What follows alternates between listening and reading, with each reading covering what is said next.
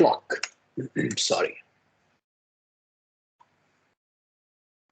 Ashok is. So, Ashok, you're in? No, he is finding it difficult to. No, he's in. I can see him. Okay. He's on mute.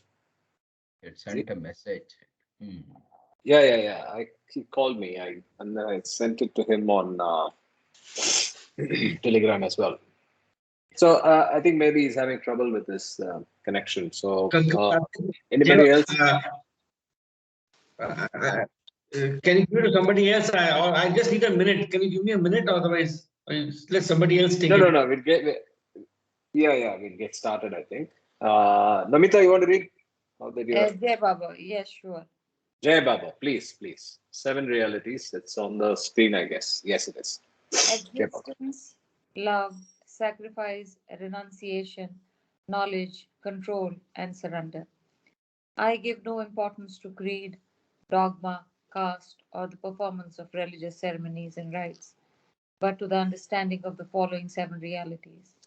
The only real existence is that of the one and only God, who is the self in every finite self. The only real love is the love for this infinity God, which arouses an intense longing to see, know, and become one with its truth, God. The only real sacrifice is that in which, in pursuance of this love, all things, body, mind, position, welfare, and even life itself are sacrificed. The only real renunciation is that which abandons, even in the midst of worldly duties, all selfish thoughts and desires. The only real knowledge is the knowledge that God is the inner dweller in good people and so called bad, in saint and so called sinner. This knowledge requires you to help all equally as circumstances demand, without expectation of reward. When compelled to take part in a dispute, to act without the slightest trace of enmity or hatred, or to try to make others happy with brotherly and sisterly feeling for each one, and to harm no one in thought, word, or deed, not even those who harm you. Avatar Meher Baba ki Jai. Jai Baba. Over to you. No, you missed 2 of them. Which one? The only Sorry. real, the only real control. No control, no surrender. Okay, because I have left control to him. The only real control is the discipline of the senses to abstain from indulgence in low desires, which alone ensure absolute purity of character. The only real surrender is that in which poise is undisturbed by any adverse circumstance, and the individual, amidst every kind of hardship, is resigned with perfect calm to the will of God. Avatar Meher Baba ki Jai. Did I complete it? Baba ki Jai. Yes, you did. Okay, so we start on meditation. So we didn't do the meditation that we were planning to do anyway. So maybe next week is a good time. Yes. We will have a session of meditation as we're starting to read on this. So yeah, so we'll start with the part 1. There are multiple parts to meditation. So 1 second.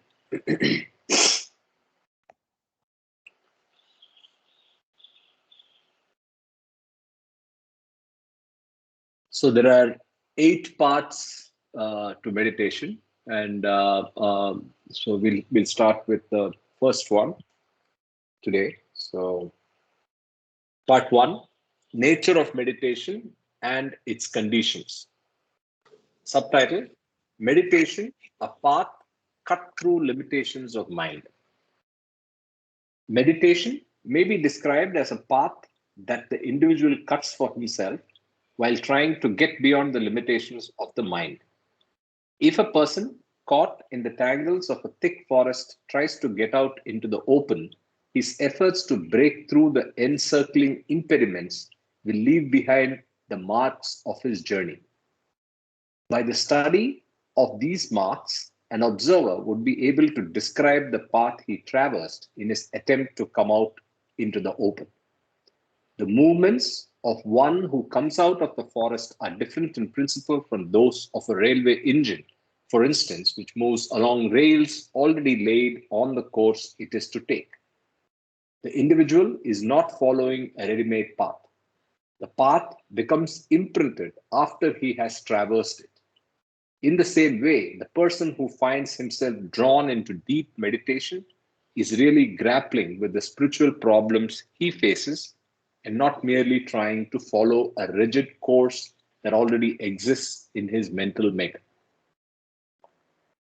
The development of meditation can nevertheless be anticipated in outline by those who have direct insight into the particular contours of the mind of an individual, in the same way that one who has a thorough acquaintance with the details of the constitution of Earth's solidified crust may, in general, expect the outburst of a volcano in one region rather than another. The subtitle is General Outline of Meditation Can Be Anticipated. When the surging powers in the bowels of the earth are trying to burst out, they are bound to take the line of least resistance. And their actual passage will be dependent largely upon the nature of the surroundings with which they are confronted. The difference between volcanic forces and the spiritual urge is that the former are unconscious, while the latter is a conscious phenomenon. Intelligence plays an important part in the course of meditation, and it is this intelligence that is kindled by a perfect master who gives the aspirant a few simple suggestions about what kind of things he has to do or expect in his meditations. Intelligent meditation sustained by interest. Meditation has often been misunderstood as a mechanical process of forcing the mind upon some idea or object. Most people naturally have an aversion to meditation because they experience great difficulty in attempting to coerce the mind in a particular direction or to pin it down to one particular thing. Any purely mechanical handling of the mind is not only irksome, but is bound ultimately to be unsuccessful. The first principle aspirants have to remember is that the mind can be controlled and directed in meditation only according to laws inherent in the makeup of the mind itself and not by means of application of any mechanical or semi-mechanical force.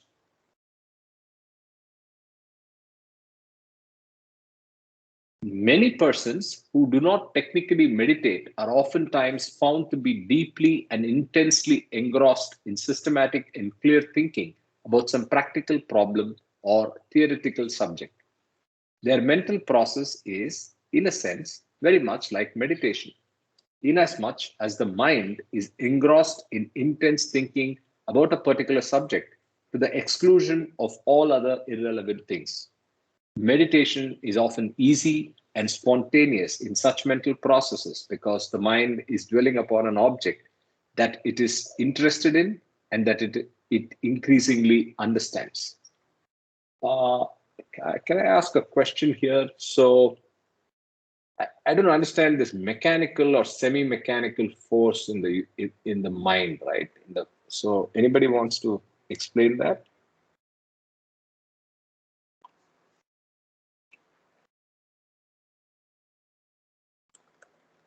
You can read that once again. Yeah, okay. I think we'll read that para again. Rajesh is finding it. Karthik. No, he's just said, unable to connect on old link. What is that? Okay, so let me just give him the link again. Copy.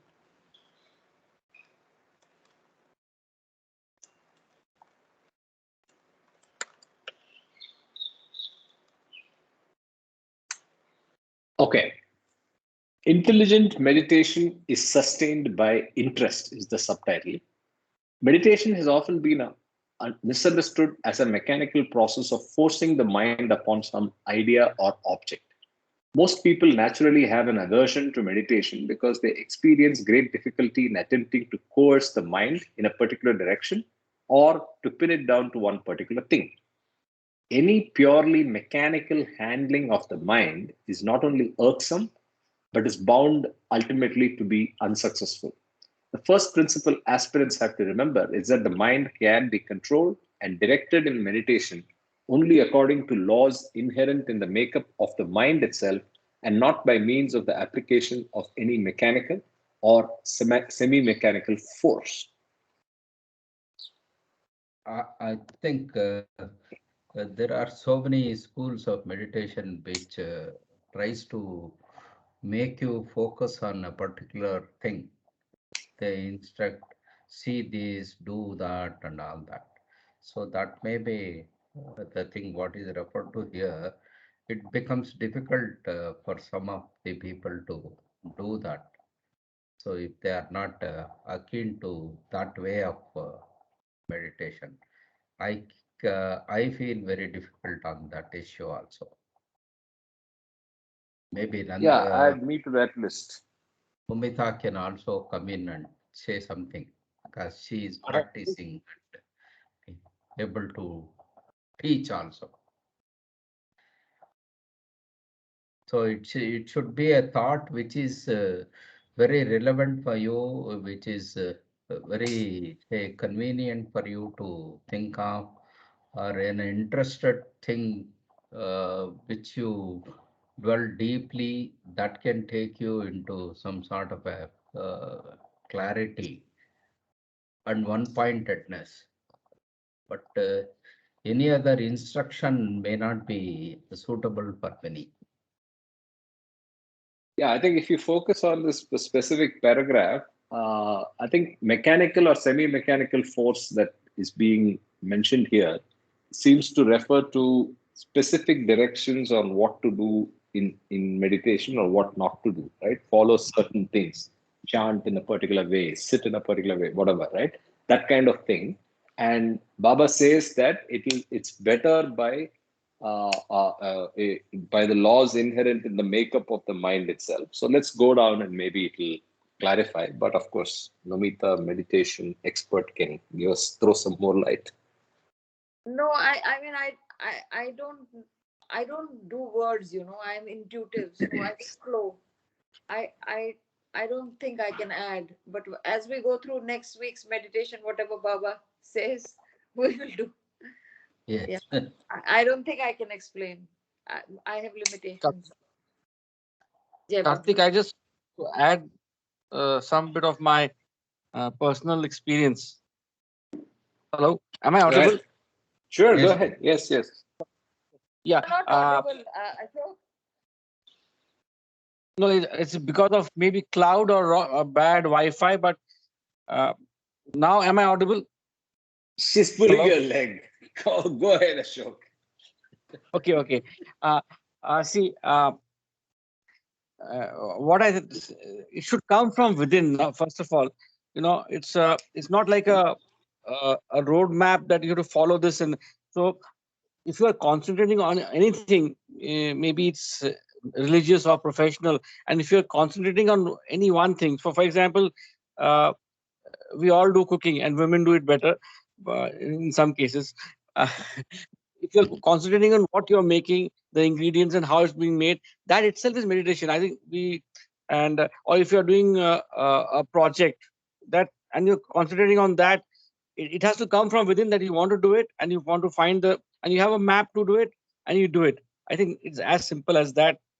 But maybe I'm oversimplifying it, but that's what it is. And supposing you want to do connect with Baba and you want to meditate on that, and you keep everything aside, whether it's raining, not raining, whether it's whatever, keep all your thoughts aside to calming down of your mind and all your thoughts, because there are 80,000 thoughts or more which comes, but you can control your thoughts and concentrate on one particular aspect is meditation. Be it embroidery, be it anything.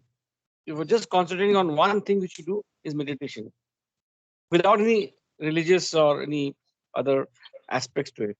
Is my little 2 cents. Sure. Okay, Baba. Any other points of view?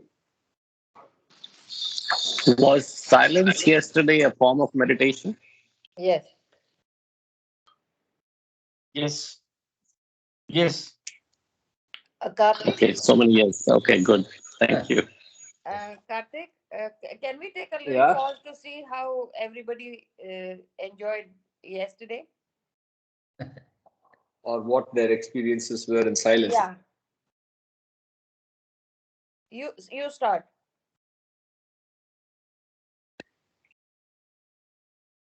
Yeah, Baba. Am I audible? Yes, yes, yes.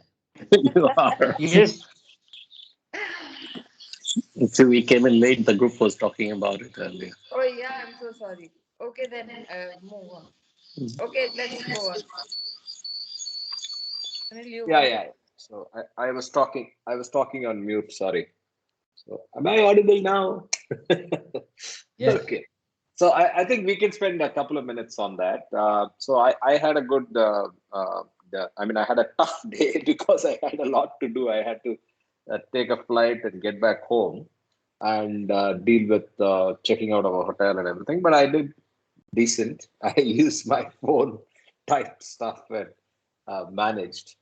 Yeah. So, and I had to also talk to my counterpart and tell him that I won't be able to speak and so on. So it was nice. I was pretty quiet. I mean, I was pretty much of a recluse once I came home.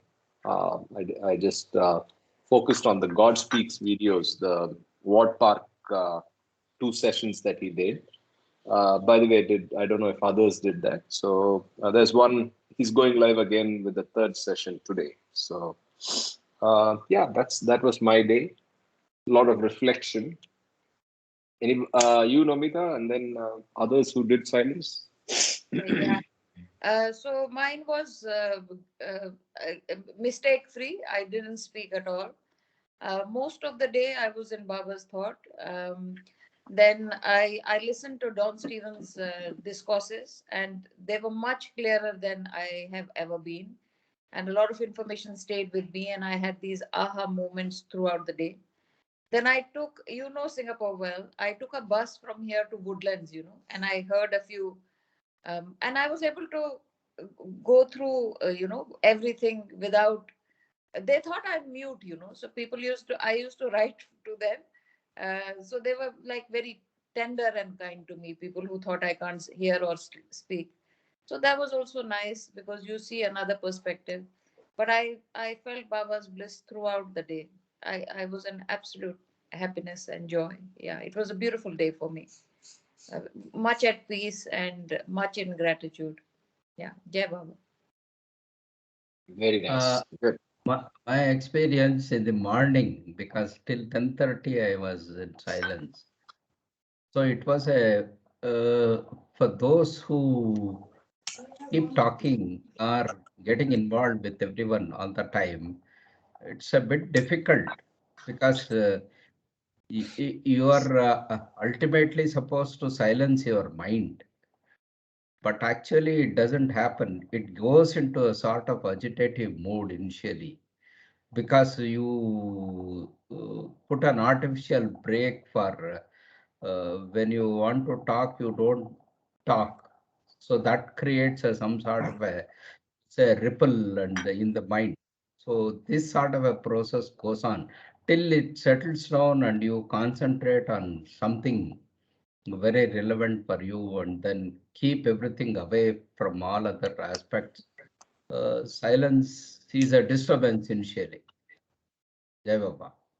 Jai Baba. Good point. Good point. Actually, I see it every year as a huge pressure, right? It's some sort of a big pressure that my mind has during that day because I'm so conscious of not making a mistake. So that's a good point. Yes. It's Maybe and of course the Baba mind is in makes us, overdrive. maybe Baba is making us learn this. So, what should have gone through Baba's mind all 40 plus years? Exactly. So being silent is a real difficult task. So we have to learn this, repeat this often, so that at least every Exactly. day we should do 2 3 hours not talking and concentrating on something.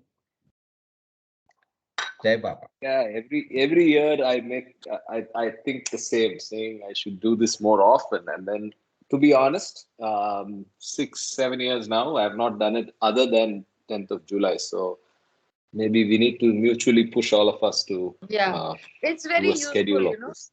Jai Baba, Very I do useful. it more often, and it's like a breeze, you know. Then it gives you private space, you know. You are in Baba's thought. You just leave all other baggage. It's nice to keep once in a while. Maybe in every quarter we can keep one day of silence. Correct. That's a good idea. And I think the other thing I am struggling with is how much of so is should we use this opportunity to do the rest of your lead a normal life and be in silence, Yes, or try to use this as a day of intense reflection, study, and then be to yourself. Both have their merits and demerits. yes, This is a good time to use it as me time or Baba time completely. And another one is, hey, that makes it easier. So go and do your stuff, face the world, and did what Baba did for 40 years. It's yes. not easy, but do it. Do it once in a while. So I'm torn between those two choices as well. I think So a I don't know. combination of both is good. You know, half you spend in actually thinking about Baba and actually thinking about him constantly. But you do, you know, other things, you write, read, um, uh, communicate. I showed my face to my mother. I couldn't speak with her. And then I went out, you know, and I cooked for the family. So a balance of both, I think, is better than either or. Yeah. Yeah, Yeah. I makes think sense. Mm. Yeah, Sunil, go ahead. Your I, turn. I, I think uh, we have to think deeply. Is it silence of the tongue or silence of the mind Mind. Yeah. that is required? And perhaps the first one leads to the second. And what Perfect. the teaching is, what Baba is training us is to, while doing all the worldly things, get detached and silence your mind and become calm. Part of which Namita just now reflected. She said she was quieter, she was happier, she was reading discourses, whatever. So eventually, I think silencing your mind, get a bit more detached, get a bit more balanced, and keep doing your things despite all distractions. So I felt this was my training towards that. I made two mistakes, and both because I had distractions. Not because I wanted to or I spoke something, it's because the mind is running like a monkey everywhere. The first one that came is, and I felt it was probably Baba's teaching or training. Just 5 minutes to midnight, both Namita and me went into the bed. And 12:03, a big beetle buzzed right between the two uh, pillows. It never happened in past. And I jumped out, I screamed. So we were trying to find that beetle just when we had turned off the lights.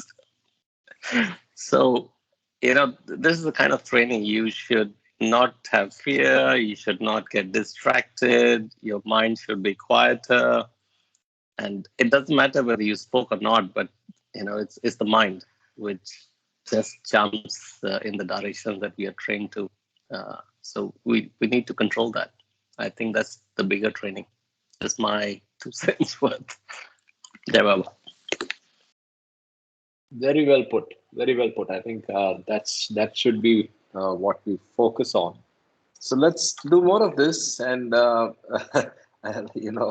I said, every year I think about it. But let's hope 21 to 22, 10th July. Let's do a few more editions of silence. Right?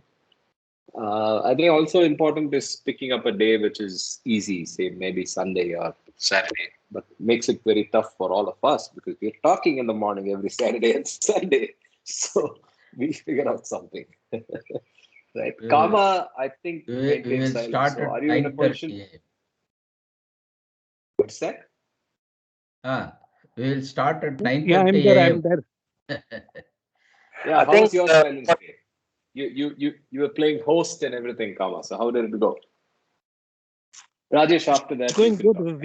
We are going walking, trekking, and Uh-huh. up No, up silence that day. How was your seclusion silence day? for Silence Day.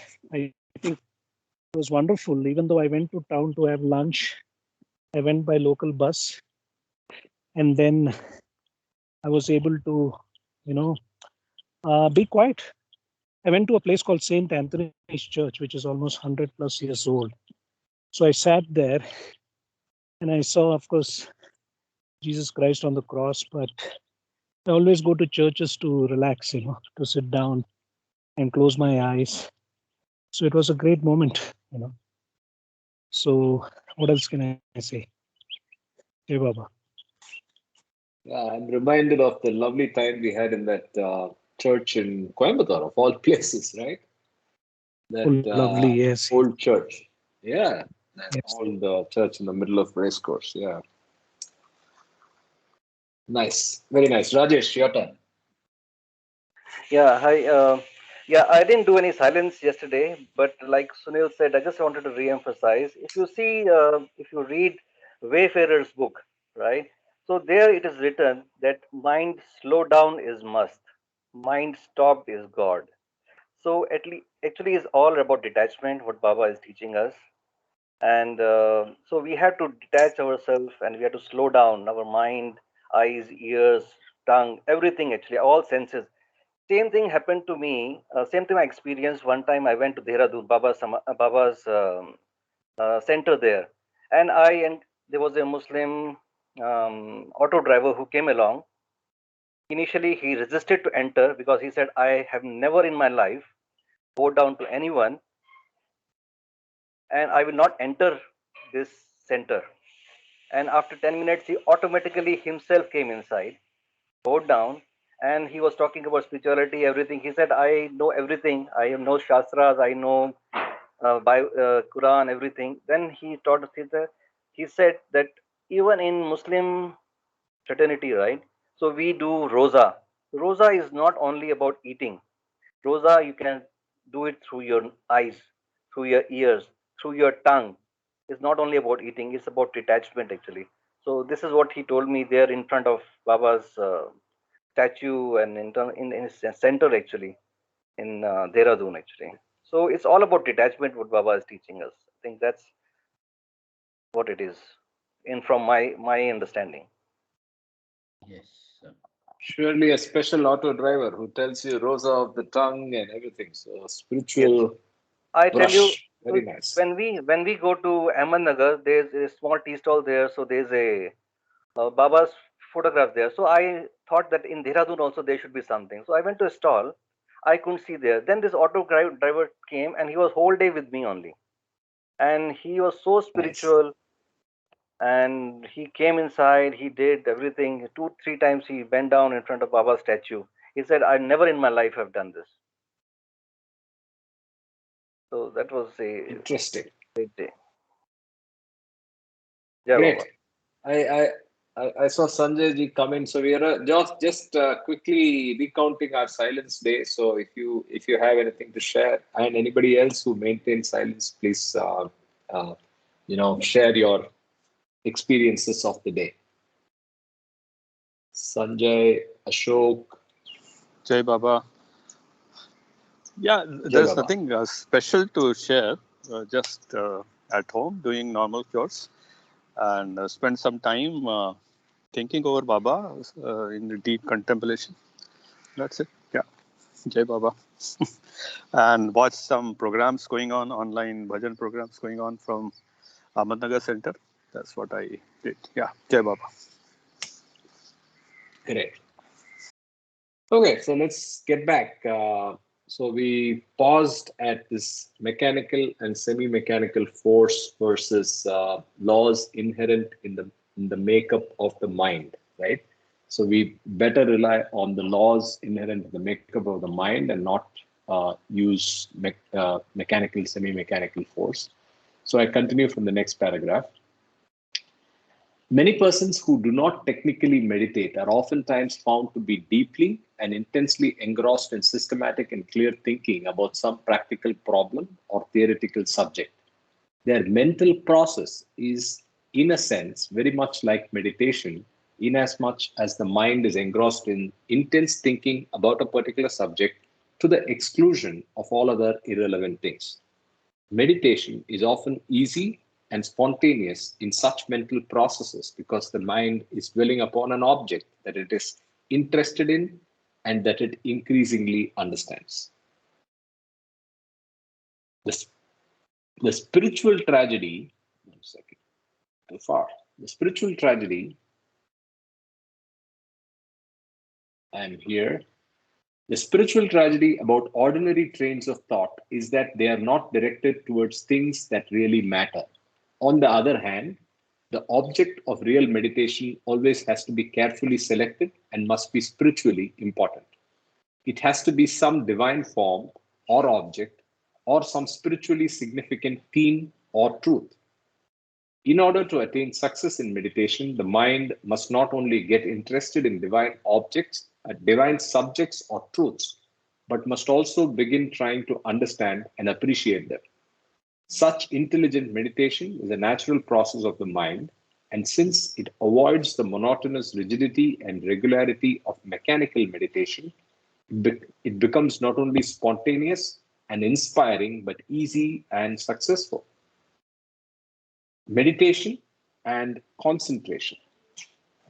Meditation should be distinguished from concentration. Meditation is the first stage of a process that gradually develops into concentration. The mind seeks to unite with its object by the process of fixing itself upon that object. Whereas meditation consists in thorough thinking about a particular object to the exclusion of every other thing. In concentration, there is practically no movement of the mind. But in meditation, the mind moves from one relevant idea to another. In concentration, the mind merely dwells upon some form or a pithy and a concise formula without amplifying it through a succession of ideas. In meditation, the mind tries to understand and assimilate the object by dwelling upon diverse attributes of the form or various implications of the formula. In concentration, as well as in meditation, there is a peaceful intermingling of love and longing for the divine object or principle on which the mind dwells. And both these activities are very difficult from the merely mechanical processes that have rigidity, regularity, and unrelieved monotony. Persons with no capacity for intense concentration have to begin with meditation, whereas for those who have a capacity for concentration, meditation is unnecessary. It is sufficient if they concentrate on the mere form of the God-man or a man-God, or on some simple formula like I am neither the gross body, nor the subtle body, nor the mental body. I am the Atma, soul. Silence and seclusion. Meditation is essentially an individual matter in the sense that it is not for self-display in society, but for one's own spiritual advancement. Utter isolation of the individual from social surroundings is almost always conducive to the unhampered practice of meditation. The ancient yogis took to mountain tops or caves in search of complete seclusion.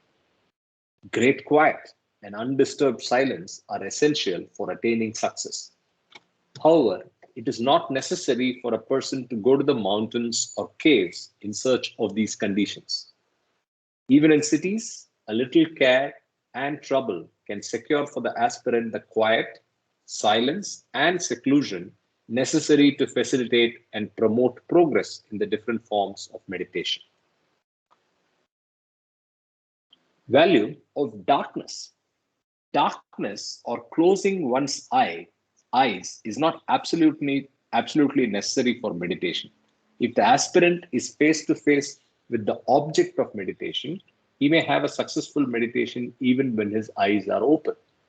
But in most cases, getting away from all gross sight and sound is more conducive to intensive meditation. To secure complete external silence involves careful selection of the spot for meditation, but one has only to close one's eyes in order to protect the mind from the disturbance of sights. Sometimes, when there is light, closing the eyes is not sufficient to ward off all visual stimulation. Then it is advisable to start meditation in complete darkness. Darkness normally promotes progress in meditation.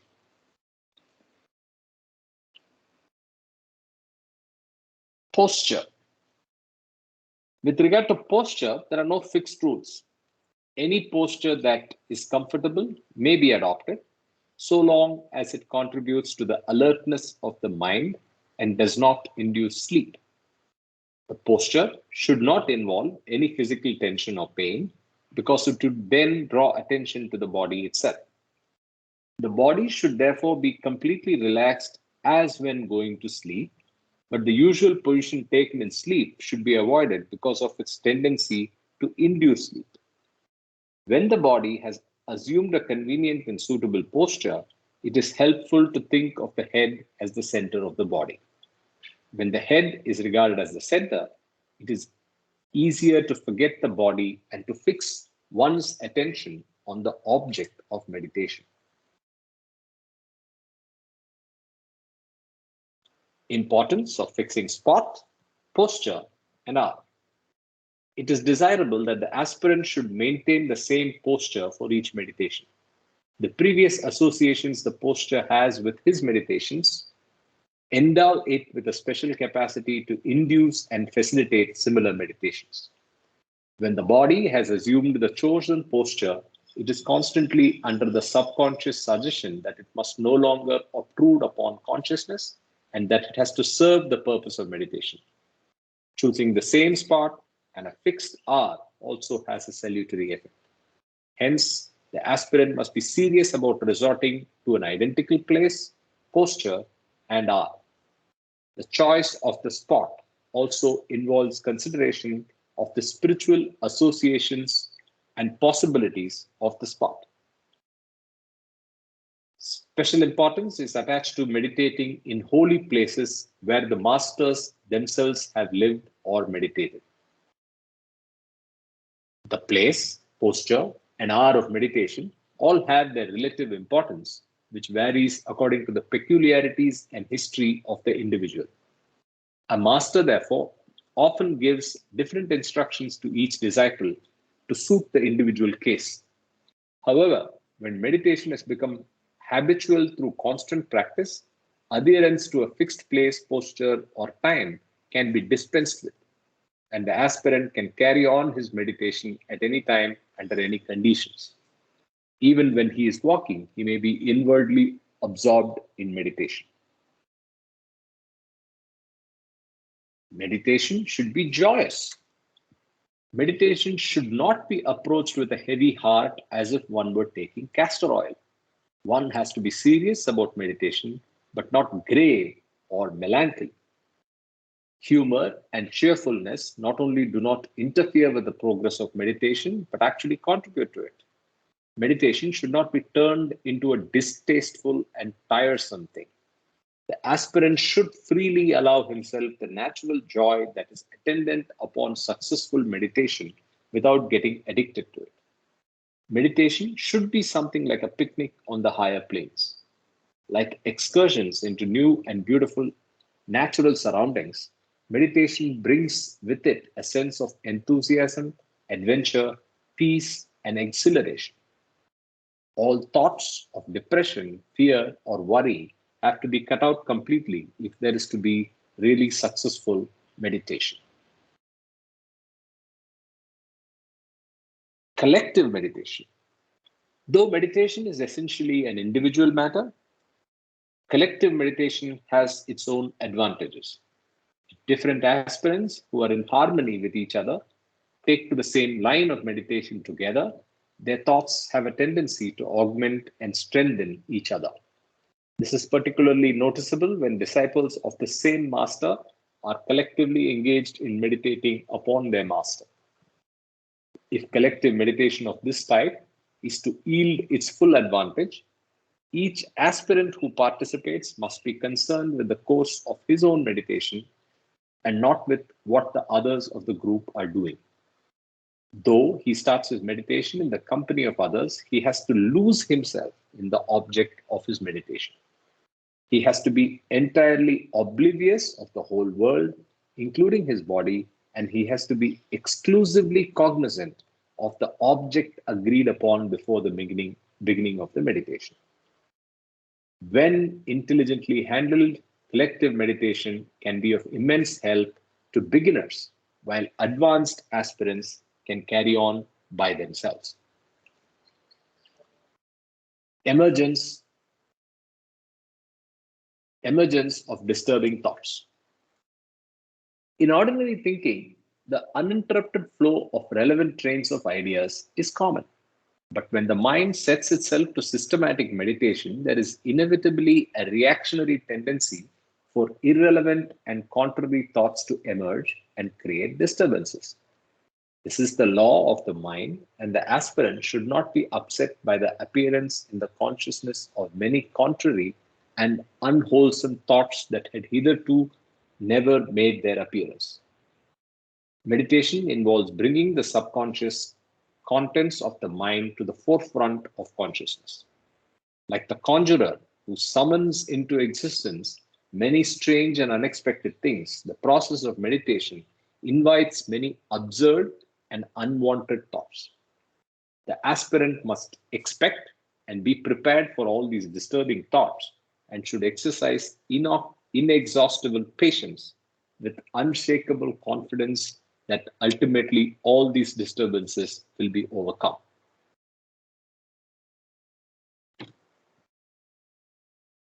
Technique for dealing with disturbing thoughts. The last but not least condition for attaining success in meditation is adoption of the right technique for handling disturbing thoughts and mental influences. It is useless to waste energy by trying to combat and repress disturbing thoughts directly. Any such attempt involves giving further attention to them, and they feed upon the very attention given for the purpose of repressing them, thereby being further strengthened and confirmed in the consciousness. It is best to ignore them and turn to the object of meditation as early as possible, without attaching any undue importance to the disturbing factor. By recognizing the irrelevance and the worthlessness of disturbing thoughts and the relative value and importance of the object of meditation, it becomes possible to let the disturbing thoughts die through sheer neglect, thus making the mind permanently steady in the object of meditation. I think simply put, but a tough technique to use. Yeah, somebody wants to say something? So I think that's the first chapter. It's more an introductory chapter on meditation. I think it flowed very easily. So any questions or insights, or shall we go to the next one? I think our old customs of having the temples away from the habitat and putting them on top of some hills or some such places was probably with this thought that you have to isolate yourself from the conundrum of the life, leave your cares behind, as we say, and then go there. And early mornings are also were very like 4 o'clock or 5 o'clock in the morning used to be the time that temples would open for people. And whatever we have been reading, I think gels with this thought or in the pattern. Yeah, Baba. Yeah, absolutely. I think all of us would agree. I mean, whoever has been doing meditation, it's easier for the new people starting meditation to choose a place that is conducive, as covered in discourses right now. So that place could be a place of worship Yeah, or a place of a master, and that makes it a little more easier, right? So, uh, yeah. yeah, And being at Samadhi also was kind of yes, indirectly referred, that helps being around that place where Master was. Jai Baba. Or is. absolutely.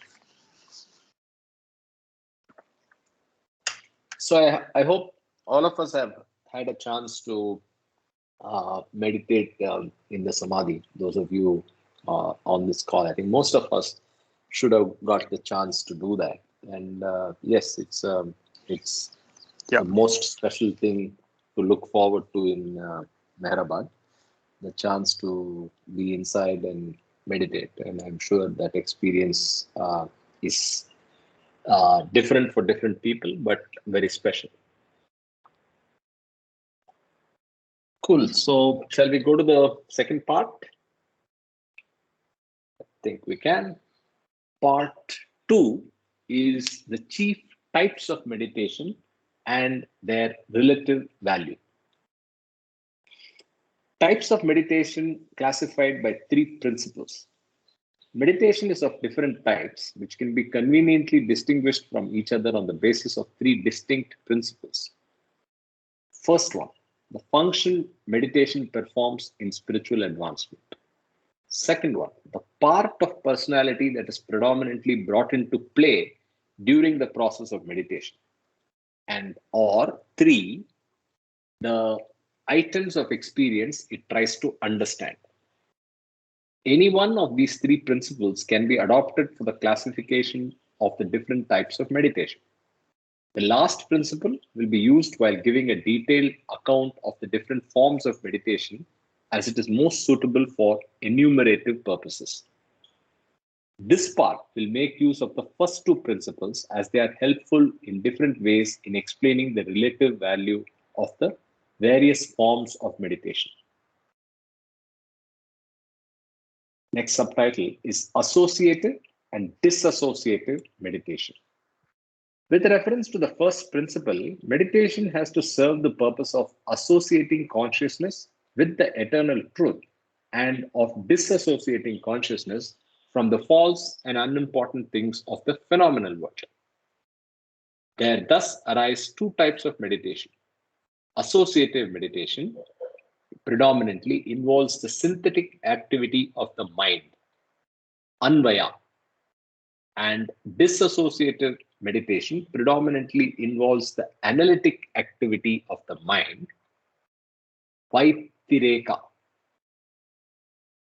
Associative meditation may be illustrated by the formula I am infinite,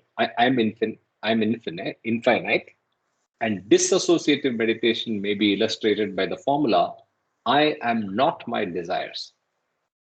Through Yeah, associative meditation, yeah, that is Vyatireka, Sanskrit word. vyatireka. Okay. What does it mean?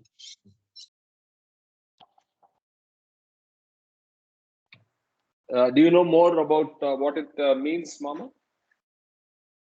Anvaya is some sort of a symbiosis, merge with or identify with. So that is association, associating with something. Vyatireka is trying to discard items. That is more of, I think, Kama, what he says about the Buddhist practice. So to think, take up anything and then negate it. So this is neti Neti, process. yeah. So each point you discuss and then try to think over and then say this is not relevant to understanding the truth or things like that. Away from Vyatireka, out of context or things like that. Okay. Yeah, Baba. So I'll pick up and maybe read this again, this paragraph itself.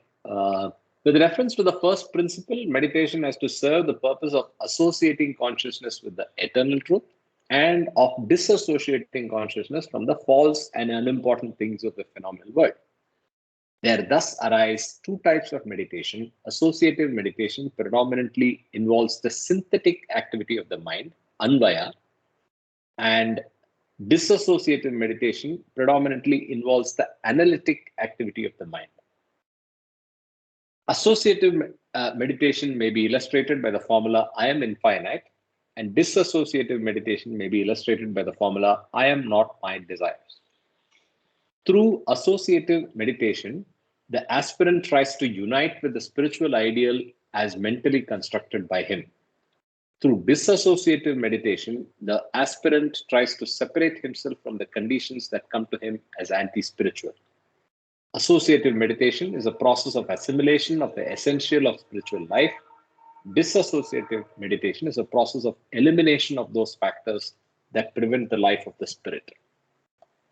The second read helped. So basically synthetic, because you're trying to absorb something that so he uses a word for each one of them. So apart from associative, there's also synthetic activity of the mind. And then disassociative is analytic. So analytic is where you use the faculty of the mind to disassociate and recognize the, like Sanjay said, Sanjay or Mama said, neti neti, or what Vipassana does. So that's all the disassociative part. The associative part is where you just take an ideal and think about it, and you synthetically think about it, right? So you just fake it till you make it. In other words, right? Yeah, So, I am that. I am that thought. Yeah. Yeah, exactly. So you just take that thought and keep going. Yeah. One is I am that, and other is I am not this. So it's just this. Yeah, That's simple. exactly. Yeah. Correct. Next subtitle: Disassociative meditation paves way for associative. Associative meditation is concerned with objects that are, so to say, selected from the land of light, and disassociative meditation is concerned with objects that are parts of the land of shadows. The world of illusions, like the world of shadows, has a bewildering charm of its own. If a person is to succeed in getting out of the world of illusions and arrive at the truth, he must develop resistance to the enticements of the world of illusions by repeated recognition of its real worthlessness.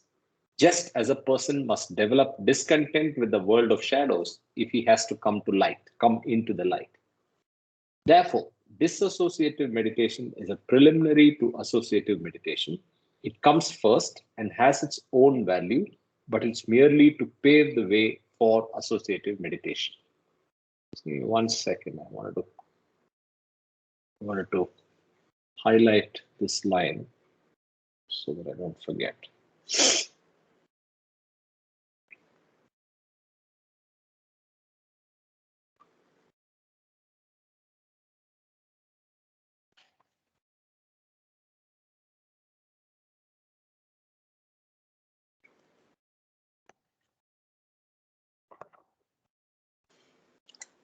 Then we go to the next subtitle: Associative meditation, most fruitful.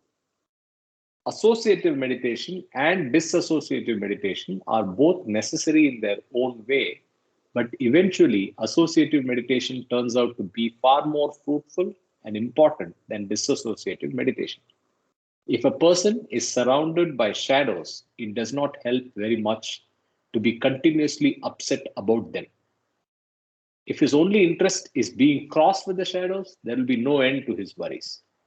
But if instead of fretting and fuming about the engulfing shadows, he sets himself to the more important task of bringing himself under the full blaze of the sun, he will discover that all the shadows have disappeared.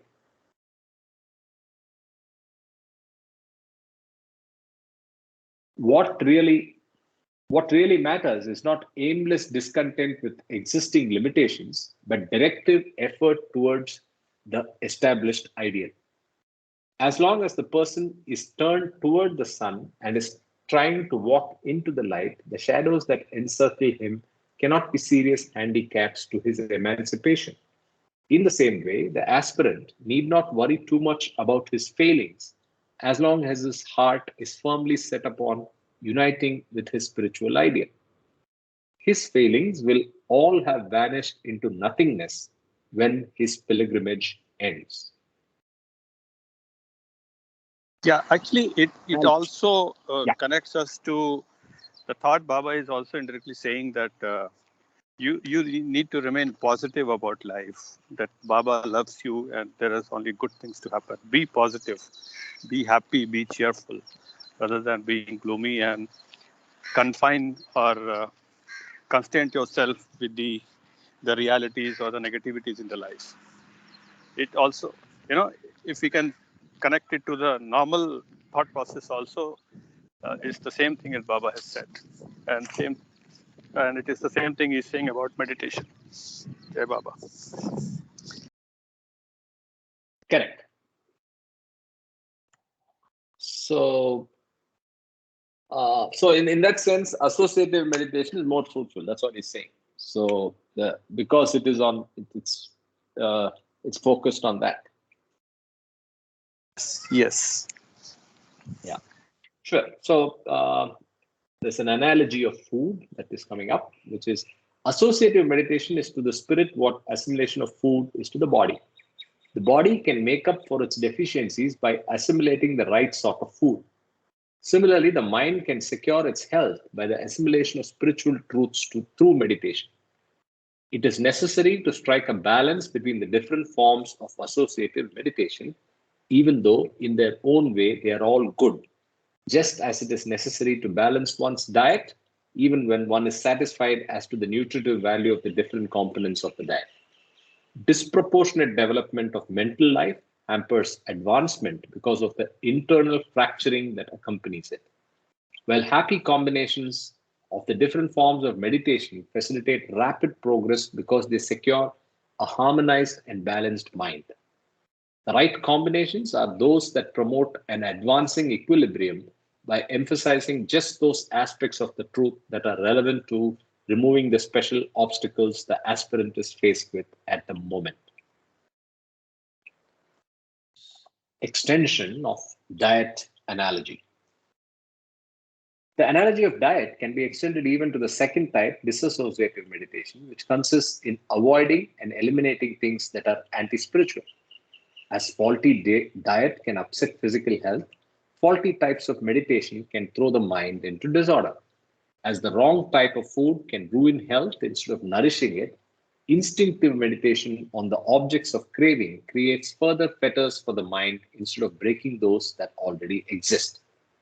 Therefore, it is as important to avoid the wrong type of meditation as it is to avoid the wrong type of food. Further, just as good health requires constant elimination of waste products and poisonous substances, spiritual health requires the expulsion of undesirable thoughts and emotions. Second principle. Thus far, the explanations have differentiated the two types of meditation that may be observed from the standpoint of the first principle, the function meditation performs in spiritual advancement. It is equally illuminating to understand the principle by which the process of meditation is differentiated by considering the nature of the part of the personality that is predominantly brought into play during the process. The application of this second principle results in three distinct types of meditation: discriminative meditation and meditations of heart and action. In the first type of meditation, the intellect is predominantly brought into play. It might be called discriminative meditation. In the second type, the heart is predominantly brought into play. It might be called the meditation of the heart. In the third type, the active nature of man is predominantly brought into play. It might be called the meditation of action. Discriminative meditation is represented by intellectual assertion of a formula like I am not my body but the infinite. The meditation of the heart is represented by a steady and unhampered flow of love from the aspirant to the divine beloved. The meditation of action is represented by an unreserved dedication of one's life to the selfless service of a perfect master or humanity. Of these three types, the meditation of the heart is the highest and most important, but the other two types also have their own value and cannot be neglected without serious detriment to the spiritual progress of the aspirant. I think it also ties into, yeah, go ahead.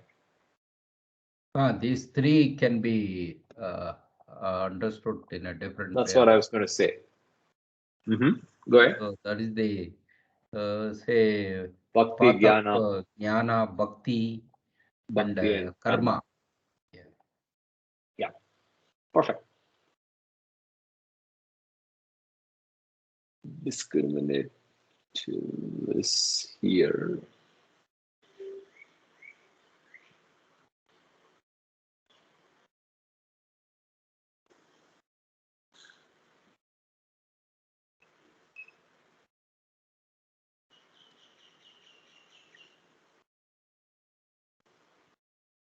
Types of meditation supplement each other. The different types of meditation must not be looked upon as being entirely exclusive of each other. They can proceed in all sorts of combinations. Sometimes one type of meditation inevitably leads to another type, and progress in one of the meditations is often held up until there is corresponding progress in the others. All the different types of meditation are valuable for securing the spiritual advancement of the aspirant. They almost always make up for mutual deficiencies and supplement each other. One type of meditation may interfere with another. One type of meditation may also interfere seriously with the progress of another type if it is resorted to at an inopportune moment. The different types of genuine meditation all dwell upon aspects of life that are equally true, but depending upon the mental state of the individual, the assimilation of a certain truth of life is often more urgently necessary than the assimilation of some other truths of life. Therefore, a master never prescribes the same form of meditation to all, but gives specific instructions according to the individual needs of the aspirant. Need for instructions from the master. The type of meditation necessary in a particular situation often cannot be correctly ascertained by the aspirant for himself. The aspirant can get addicted to one type of meditation so exclusively that finds it difficult to get out of the groove that has been cut into his mind by the type he has been practicing. He fails to see the importance of any other type of meditation and is not drawn to it. Of course, the aspirant himself may come to feel his own deficiency along a particular line. But just as many medicines are disagreeable to the patient, the types of meditation that are really indicated in a specific situation often seem distasteful to the aspirant, and he is disinclined to take to them. The help and advice of a master are indispensable on this point. The insight that the master has into the deeper and real spiritual needs of the aspirant is infinitely greater than the insight the aspirant can hope to have into himself. Specific instructions from the master supply the necessary corrective for the neglected aspects of personality.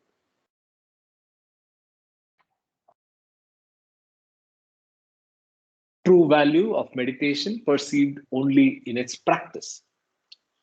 Although the aspirant may start with an initial aversion to the type of meditation he needs, he becomes interested in it when he sees its real value and purpose. He can come to appreciate the real value and purpose of a particular type of meditation only when he has tried it. It is not possible to discover the value and possibilities of any meditation by purely theoretical speculation about that mode of meditation. Such purely theoretical guesswork may have some superficial results, but it fails to fathom the real unity of meditation. Like many other things of spiritual importance, meditation yields its full significance after the person has got into it and not when he's trying to understand it by envisaging it from outside. Determination necessary for success in meditation.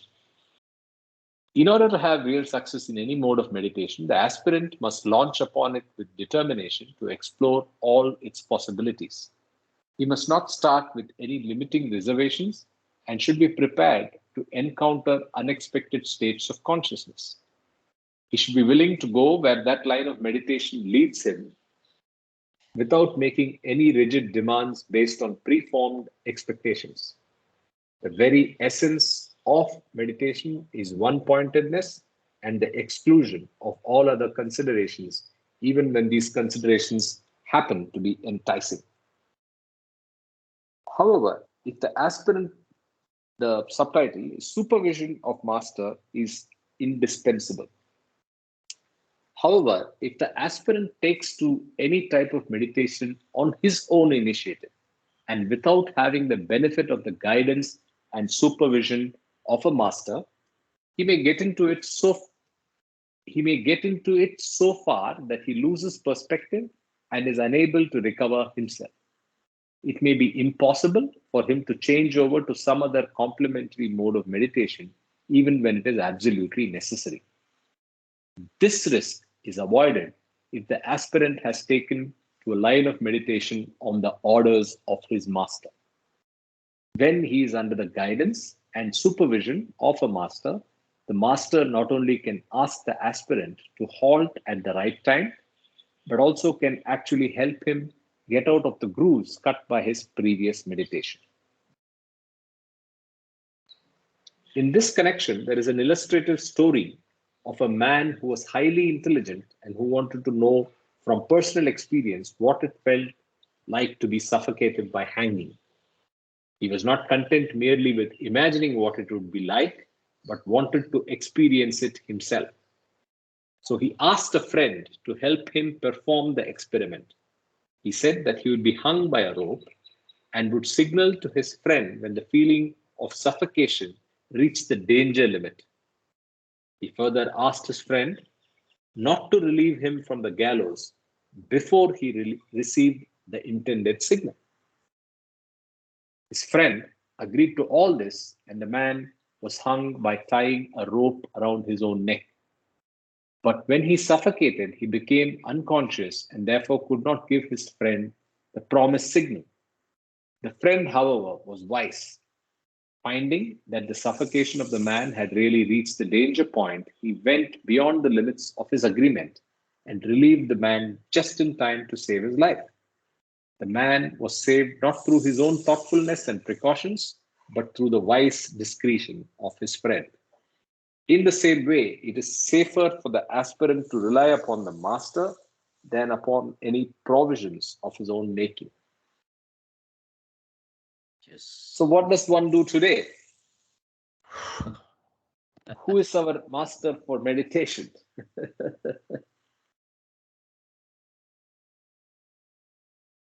Right. So that actually finishes part two. Any comments, questions?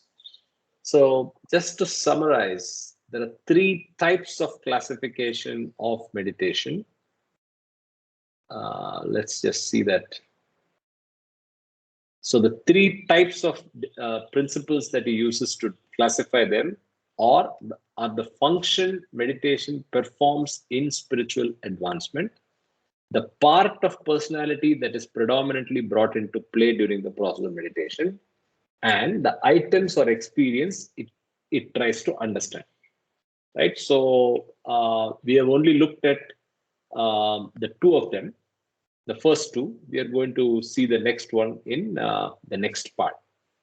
Right. So any questions?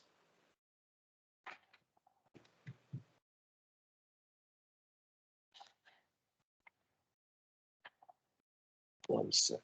A clear distinction between meditation and concentration.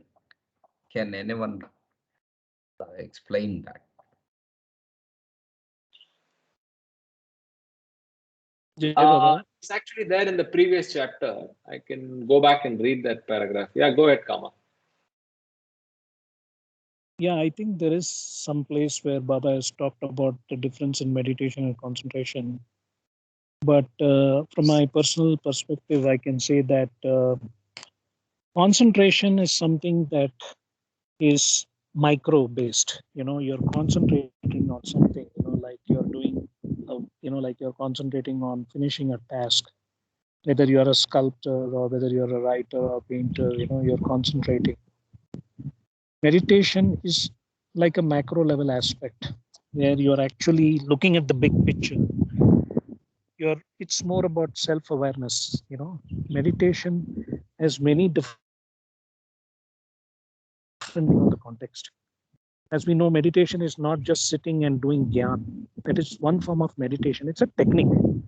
All these kundalini yoga, yoga, all these jaggis and the Sri Sri Ravis, who have different techniques. They are just tools. The ultimate meditation is basically that you are always aware of the self, like self abidance. I mean, nowadays, I don't think about self-realization. I think more about self-abidance, to be able to be aware of the self, which is basically from the seven realities we know. First is existence, then it's called self because God is represented in the form of self, truth, infinity, and so on. So I think meditation is, let's take our material life. What is meditation and what is concentration? I think that when you're completely like, for example, let's say you're writing an exam, like you have a 3 hour time period. You're doing, you're concentrating on what you're doing, but also in the bigger picture, it's a form of meditation. You're able to be aware of what's going on around you. You know, meditation is not closing everything, meaning that you shut yourself from the world and you're sitting in a dark room and trying to concentrate on some word, or like looking at a flame. You're actually able to, let's say, if you're in New York City, the Big Apple, you're on 42nd Street, and during the New Year's Eve, the apple falls, kind of thing.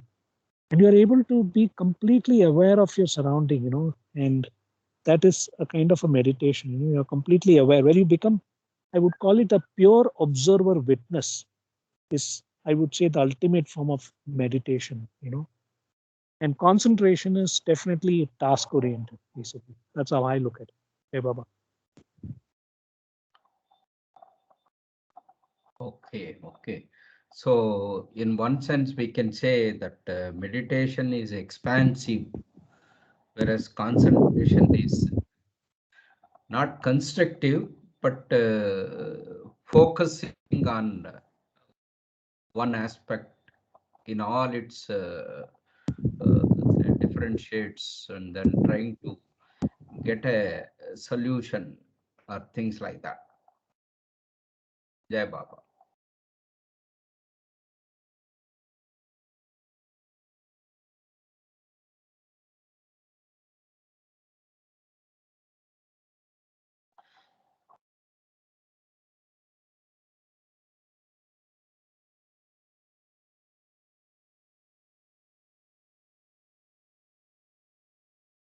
See, Jay Baba, another point I wanted to make was there are many people in the Baba community says Baba didn't believe in meditation, just focus on him. But to reach that point of focusing on Baba, on the self, I think you have to go through different ways: karma yoga, bhakti yoga, jnana yoga, different kinds of meditation. Like I have personally done, as I told you, for the gross body, hatha yoga practice, because the body is the temple of the soul. You need to keep fit. And then for subtle body, I've been able to do Kriya Yoga practice, which is a form of Kundalini Yoga practice, the chakras and all that. Because the seven chakras actually are an equivalent to the seven planes. You know, if you do a deep study on that, that is one way of because everything is interconnected. The number seven, the seven chakras, basically. And then, for mental body, I used Vipassana as a meditation. So when you look at it from a very clinical point of view, you have the material body and the spiritual body.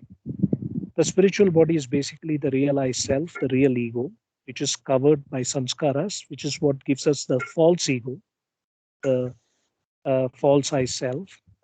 And that false I self is within the material body. The false I self is the material body. And the material body, as we know, is gross, subtle, and mental. And we are entangled in lust, greed, and anger, respectively. Baba said, convert lust into love, greed into generosity, anger into compassion and tolerance. So I was trying to figure out how do I get all three bodies to be in equilibrium. So for me, this technique helped. So everybody has to what I call explore, experiment, experience, different techniques, and you will know intuitively which technique is helping you. See, right now I don't do any kind of meditation. Previously, I used to get up at 4:30, do Kriya Yoga in the morning, then Vipassana in the evening. And the whole idea was because Baba said, don't worry, be happy. But the only worry you have to worry is not remembering me, you know. So I thought how to remember Baba, like the provisional working ego, how to, remember Baba. You can look at it from the formless self, or you can look at it from the Saguna Sarkar form of Baba, which is the easiest. I think you'll come across in the meditation reading why it's very difficult to focus on the formless. See, the Islam religion is beautiful in one sense because it focuses on the Nirguna Nirakar. And we know that who came first? The formless. From the formless came the form. But you can't go to the formless without going through the form. That is how this whole divine game is, divine plan is. So for me, I said, if Baba wants us to remember him all the time, because by remembering him, we will try to do all kinds of right action, intelligent action, unwinding sanskaras. So what is a technique that would help me? Because I'm very mind oriented. So how do I use my mind to remember Baba? So these techniques help me. It came to me when I was ready, in a way.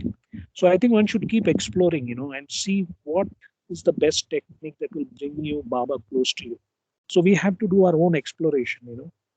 And that is why this whole meditation chapter with 8 parts is a beautiful, kind of a workbook or even a manual for a spiritual aspirant when he's trying different kinds of meditation techniques and all. So I think that it's a very, very important chapters, all this whole section actually. So you can always go back and see where you are in the process. Jai Baba. So I've heard this as well, saying Baba didn't give too much importance to meditation, right? So is there a written account of that? Does anybody remember where Baba has said that it's less important? I think that from the way I can tell you is that, Sorry. what he meant was don't get entangled in any kind of techniques or tools. Because the nature of the mind is to keep duality going. Okay. So the mind is a tool, correct? But we have become slaves to our mind, just like we become slaves to our smartphone.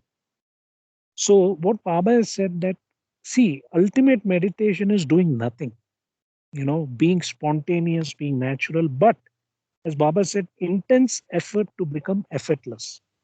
And what is this intense effort he's talking about?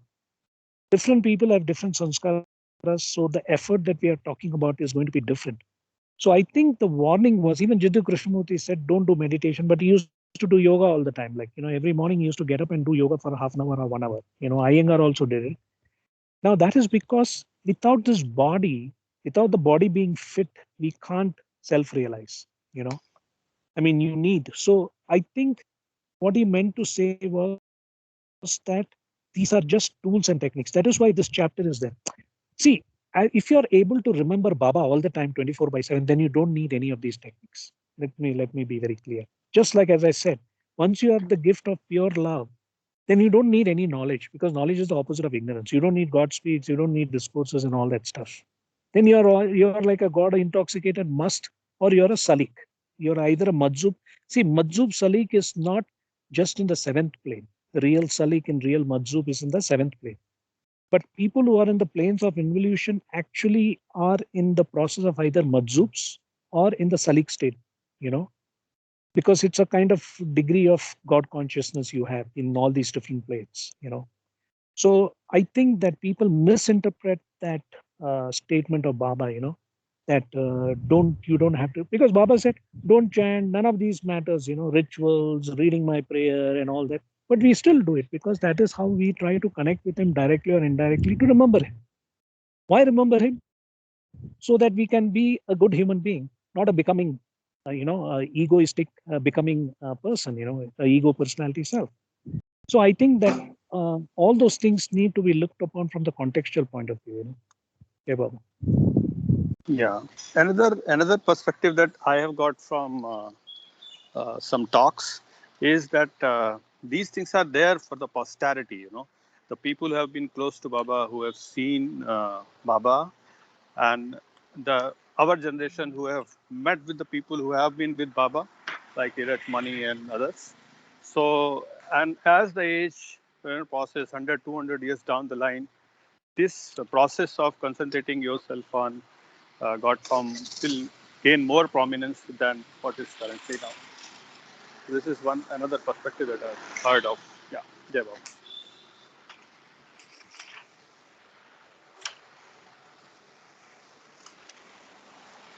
Fair. I think good all-round responses. I was just reminded of one more thing, which is slightly relevant, but maybe we'll get to it when we come to it. I've been listening to the pearls, not just the ones I've serialized, but you know, in general from that whole collection. And one of the pearls talked about what Kama referred to just now on comparing the chakras, right? So in that pearl there was a reference to the 7 planes being represented with specific places in our body, and then 7 heavens being represented as places again in the body. So I didn't.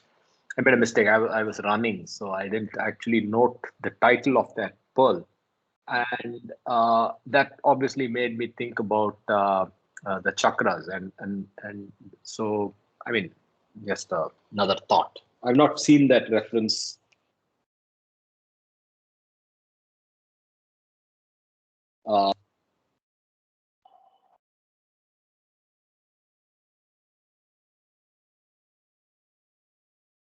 Hello.